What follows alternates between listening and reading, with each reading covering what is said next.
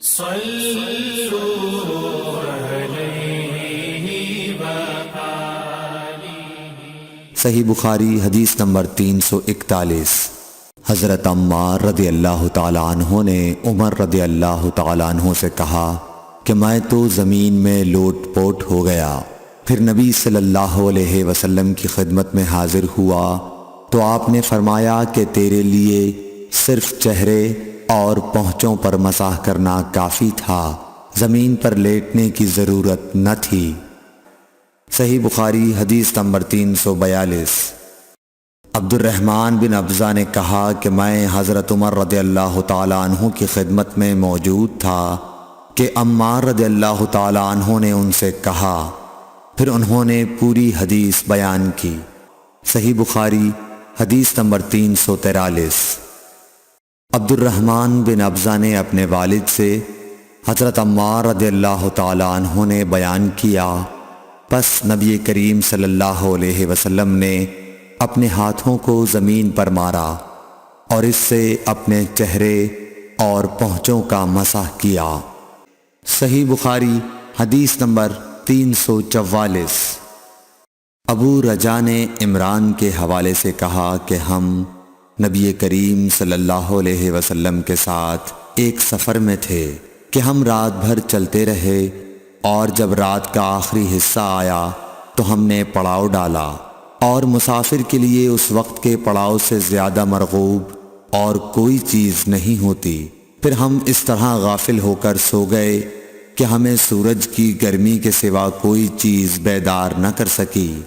سب سے پہلے بیدار ہونے والا شخص فلاں تھا، پھر فلاں، پھر فلاں۔ ابو رجا نے سب کے نام لیے، لیکن اوف کو یہ نام یاد نہیں رہے۔ پھر چوتھے نمبر پر جاگنے والے حضرت عمر بن خطاب رضی اللہ تعالیٰ عنہ تھے، اور جب نبی کریم صلی اللہ علیہ وسلم آرام فرماتے تو ہم آپ کو جگاتے نہیں تھے، یہاں تک کہ آپ خود بخود بیدار ہوں، کیونکہ ہمیں کچھ معلوم نہیں ہوتا کہ آپ پر خواب میں کیا تازہ وحی آتی ہے۔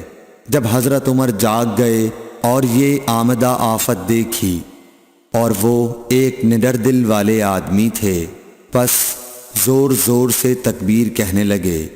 اسی طرح بآواز بلند آپ اس وقت تک تکبیر کہتے رہے جب تک کہ نبی کریم صلی اللہ علیہ وسلم ان کی آواز سے بیدار نہ ہو گئے۔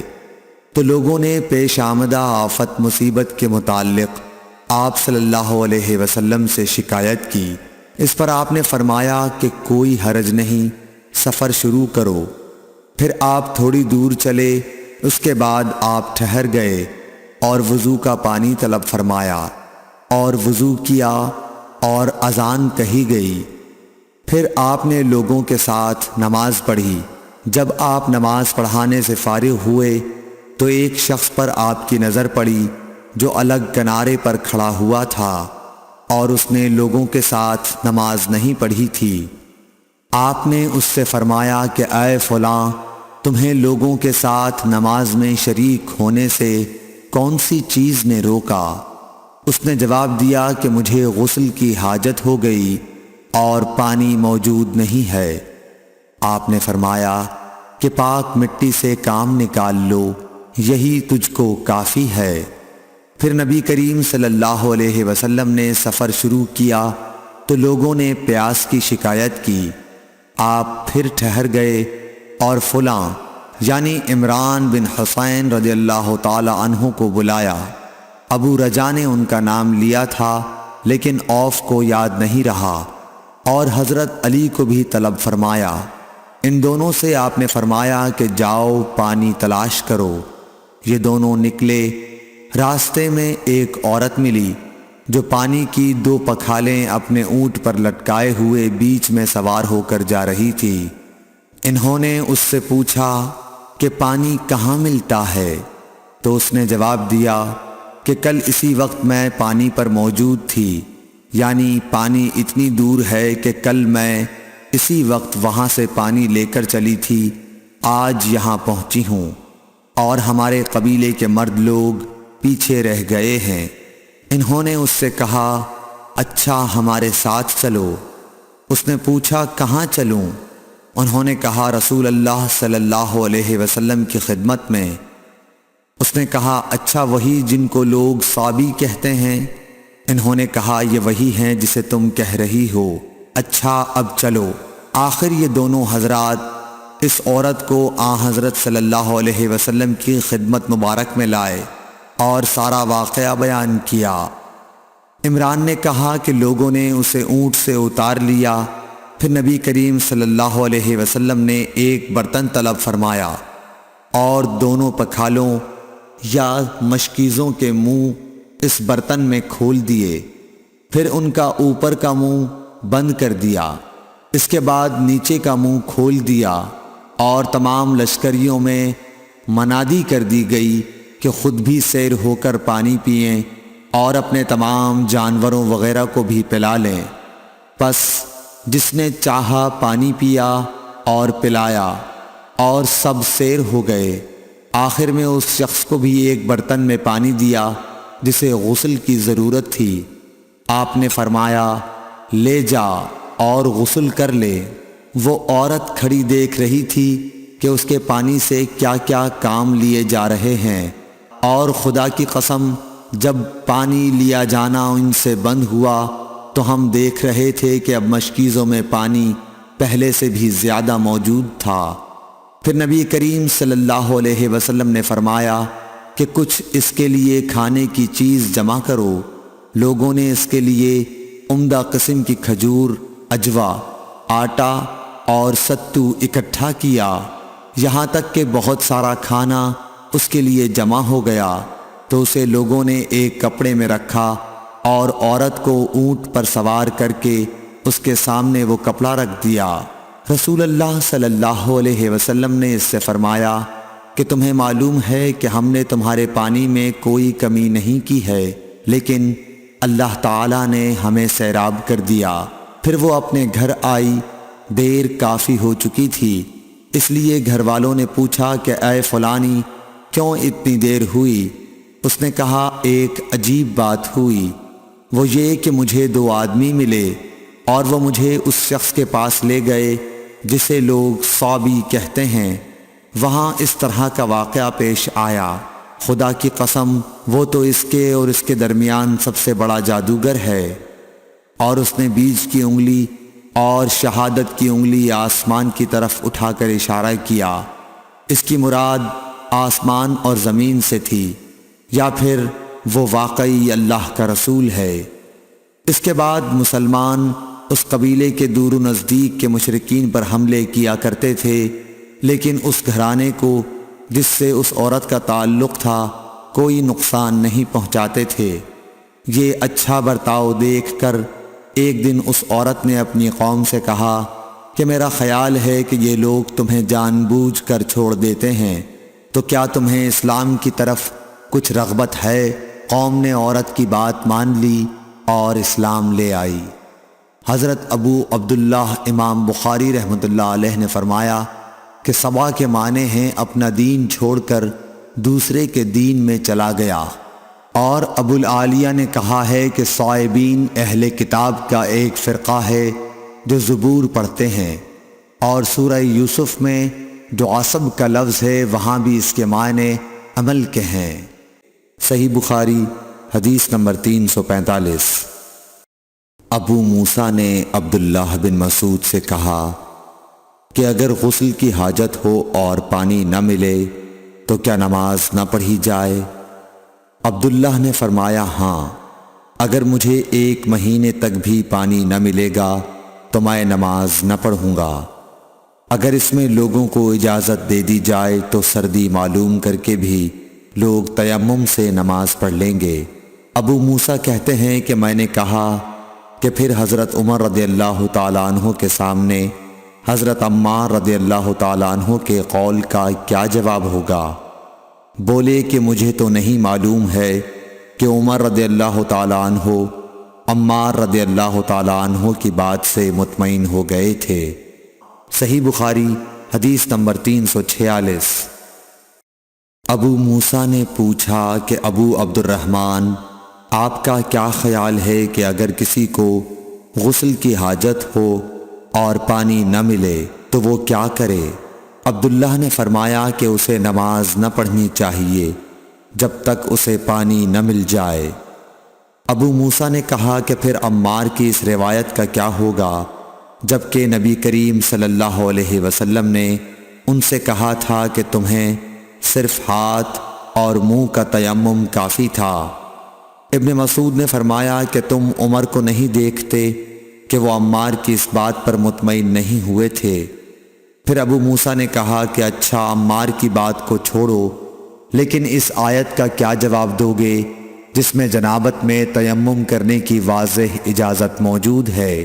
عبداللہ بن مسعود اس کا کوئی جواب نہ دے سکے، صرف یہ کہا کہ اگر ہم اس کی بھی لوگوں کو اجازت دے دیں تو ان کا حال یہ ہو جائے گا کہ اگر کسی کو پانی ٹھنڈا معلوم ہوا تو اسے چھوڑ دیا کرے گا اور تیمم کر لیا کرے گا۔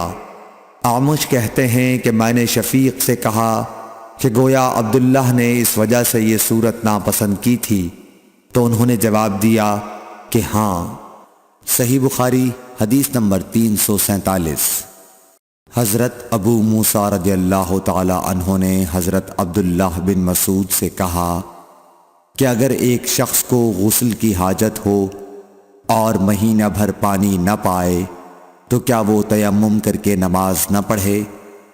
شفیق کہتے ہیں کہ حضرت عبداللہ بن مسعود نے جواب دیا کہ وہ تیمم نہ کرے اگرچہ وہ 1 مہینے تک پانی نہ پائے اور نماز موقوف رکھے۔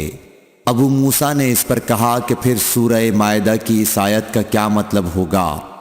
اگر تم پانی نہ پاؤ تو پاک مٹی پر تیمم کر لو۔ حضرت عبداللہ بن مسعود بولے کہ اگر لوگوں کو اس کی اجازت دے دی جائے تو جلد ہی یہ حال ہو جائے گا کہ جب ان کو پانی ٹھنڈا معلوم ہوگا تو وہ مٹی سے تیمم ہی کر لیں گے۔ اعمش نے کہا میں نے شفیق سے کہا تو تم نے جنبی کے لیے تیمم اس لیے برا جانا؟ انہوں نے کہا ہاں۔ پھر حضرت ابو موسیٰ اشعری رضی اللہ تعالیٰ عنہ نے فرمایا کہ کیا آپ کو حضرت عمار کا حضرت عمر بن خطاب رضی اللہ تعالیٰ عنہ کے سامنے یہ قول معلوم نہیں کہ مجھے رسول اللہ صلی اللہ علیہ وسلم نے کسی کام کے لیے بھیجا تھا، سفر میں مجھے غسل کی ضرورت ہو گئی لیکن پانی نہیں ملا، اس لیے میں مٹی میں جانور کی طرح لوٹ پوٹ لیا۔ پھر میں نے رسول اللہ صلی اللہ علیہ وسلم سے اس کا ذکر کیا تو آپ نے فرمایا کہ تمہارے لیے صرف اتنا کرنا کافی تھا، اور آپ نے اپنے ہاتھوں کو زمین پر 1 مرتبہ مارا، پھر ان کو جھاڑ کر بائیں ہاتھ سے داہنے کی پشت کو مل لیا، یا بائیں ہاتھ کا داہنے ہاتھ سے مسح کیا، پھر دونوں ہاتھوں سے چہرے کا مسح کیا۔ عبداللہ نے اس کا جواب دیا کہ آپ عمر کو نہیں دیکھتے کہ انہوں نے عمار کی بات پر قناعت نہیں کی تھی؟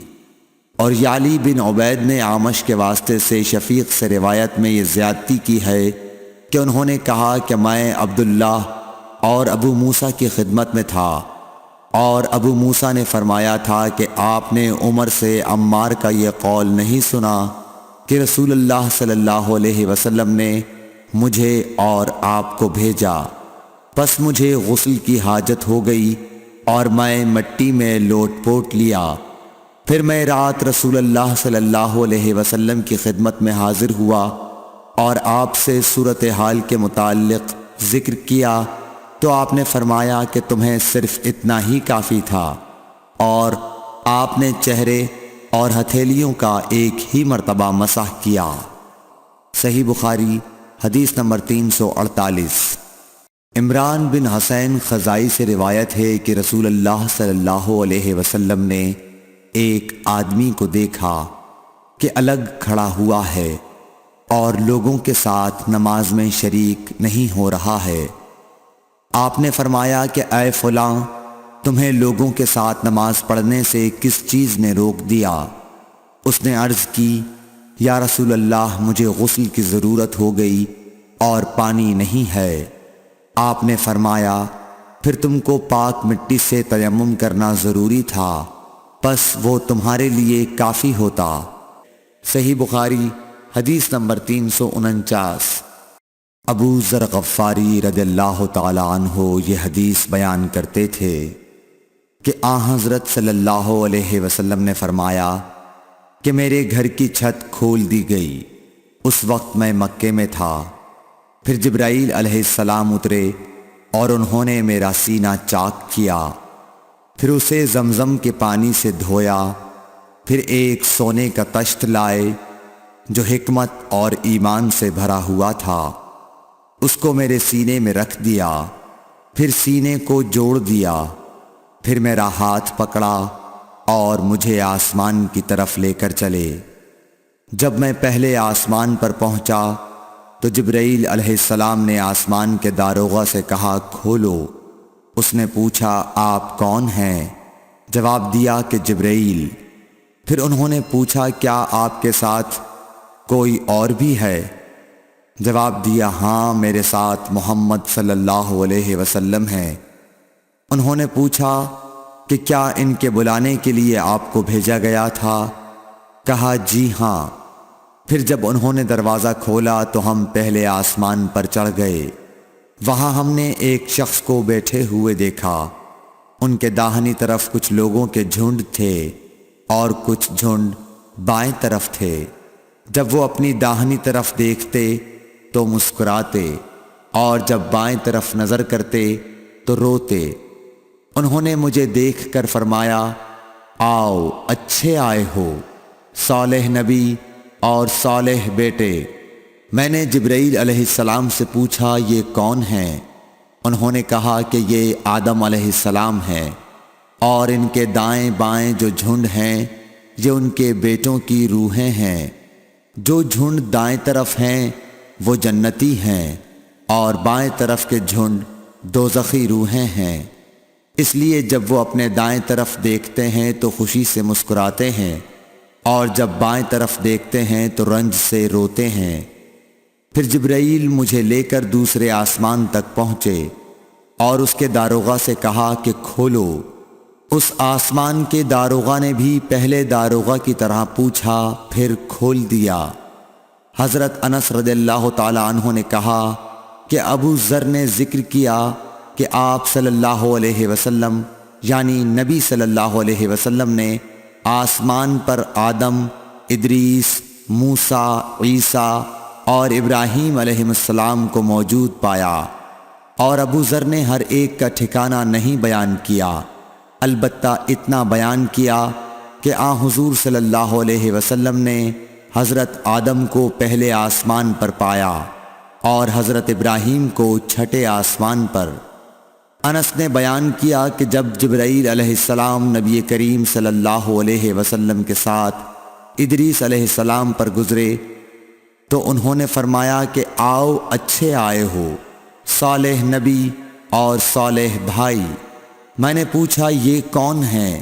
جواب دیا کہ یہ ادریس علیہ السلام۔ پھر موسیٰ علیہ السلام تک پہنچا۔ انہوں نے فرمایا آؤ اچھے آئے ہو، صالح نبی اور صالح بھائی۔ میں نے پوچھا یہ کون ہیں؟ جبرائیل نے بتایا کہ یہ موسیٰ ہیں۔ پھر میں عیسیٰ علیہ السلام تک پہنچا۔ انہوں نے کہا آؤ اچھے آئے ہو، صالح نبی اور صالح بھائی۔ میں نے پوچھا یہ کون ہیں؟ جبرائیل علیہ السلام نے بتایا کہ یہ عیسیٰ ہیں۔ پھر میں ابراہیم علیہ السلام تک پہنچا۔ انہوں نے فرمایا آؤ اچھے آئے ہو، صالح نبی اور صالح بیٹے۔ میں نے پوچھا یہ کون ہیں؟ جبرائیل علیہ السلام نے بتایا کہ یہ حضرت ابراہیم علیہ السلام ہیں۔ ابن شہاب نے کہا کہ مجھے ابو بکر بن حزم نے خبر دی کہ عبداللہ بن عباس اور ابو حبا الانصاری رضی اللہ عنہم کہا کرتے تھے کہ نبی کریم صلی اللہ علیہ وسلم نے فرمایا، پھر مجھے جبرائیل لے کر چڑھے۔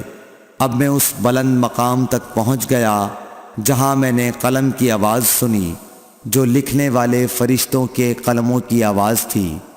ابن حزم نے اپنے شیخ سے اور انس بن مالک نے ابو ذر سے نقل کیا کہ نبی کریم صلی اللہ علیہ وسلم نے فرمایا، پس اللہ تعالیٰ نے میری امت پر 50 وقت کی نمازیں فرض کیں، میں یہ حکم لے کر واپس لوٹا۔ جب موسیٰ علیہ السلام تک پہنچا تو انہوں نے پوچھا کہ آپ کی امت پر اللہ نے کیا فرض کیا ہے؟ میں نے کہا کہ 50 وقت کی نمازیں فرض کی ہیں۔ انہوں نے فرمایا آپ واپس اپنے رب کی بارگاہ میں جائیے، کیونکہ آپ کی امت اتنی نمازوں کو ادا کرنے کی طاقت نہیں رکھتی ہے۔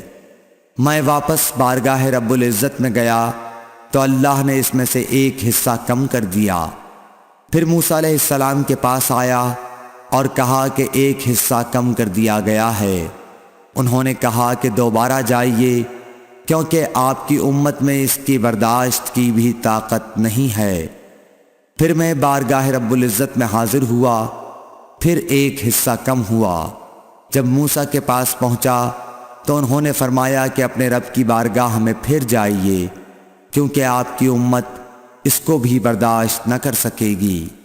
پھر میں بار بار آیا گیا، پس اللہ تعالیٰ نے فرمایا کہ یہ نمازیں عمل میں 5 ہیں اور ثواب میں 50 کے برابر ہیں، میری بات بدلی نہیں جاتی۔ اب میں موسیٰ کے پاس آیا تو انہوں نے پھر کہا کہ اپنے رب کے پاس جاؤ، لیکن میں نے کہا کہ مجھے اپنے رب سے شرم آتی ہے۔